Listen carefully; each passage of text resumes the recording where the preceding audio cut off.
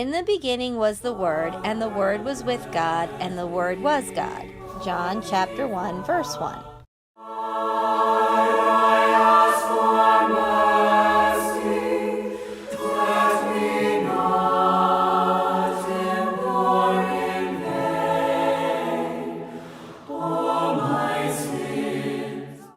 Simon and the Easter Miracle by Mary Joslin.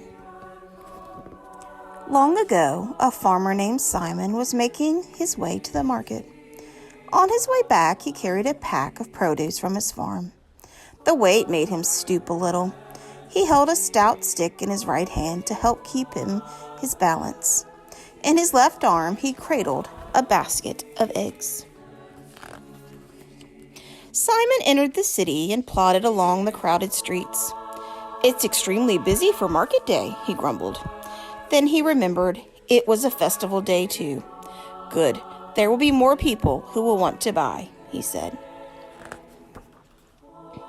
As he turned a corner, he met an angry throng. The farmer watched in dismay. Sneering soldiers were driving some weary wretch towards the city gate. All around, people were jeering, "Crucify him! Crucify him!"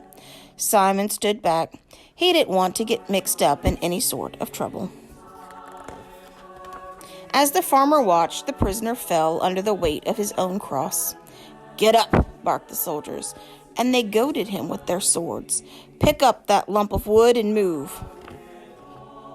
But the man already bore the marks of a cruel beating they must have given him, and he could barely stand alone. The officer looked around and saw the farmer with his pack. "You," he said, "you're strong. Get rid of that stuff on your back and come and carry this cross." There was no arguing. The officer's glinting sword made that perfectly clear. Simon tucked his basket of eggs into a corner and leaned his pack and stick across to protect them. Then he went to pick up the prisoner's cross, simply because he had to. "Thank you," said the man to Simon. "I am grateful for your kindness." The man's voice was gentle and his smile was sincere. Simon was surprised. "What are you supposed to have done to deserve to die?" he asked. The man shrugged slightly. "Preaching a message of peace," he said.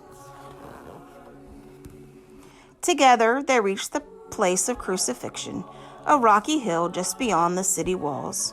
Simon hurried away.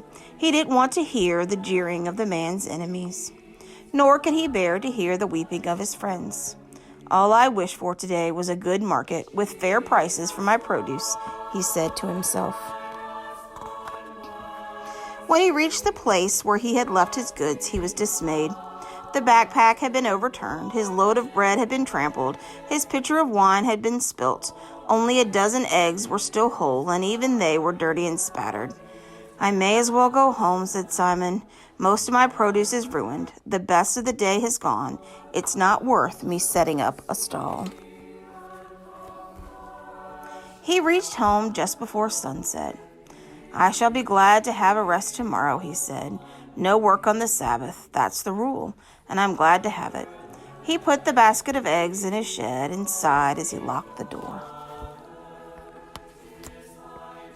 It was early on Sunday morning when Simon went back. "What's this?" he said as he peered into his basket. "The eggs are empty. They weren't eggs for hatching?" He was still puzzled about this as he fetched his pruning knife and his sickle. Then, as he worked in his olive grove, he heard the sound of wings. 12 pure white doves came and flew around his head. At once, Simon knew that a miracle had happened. "Doves are the birds of peace," he said, "and God blesses all those who work for peace." Simon watched the doves fly off beyond the far horizon. And when he returned to his work, he noticed how quickly spring had warmed the season's new crops.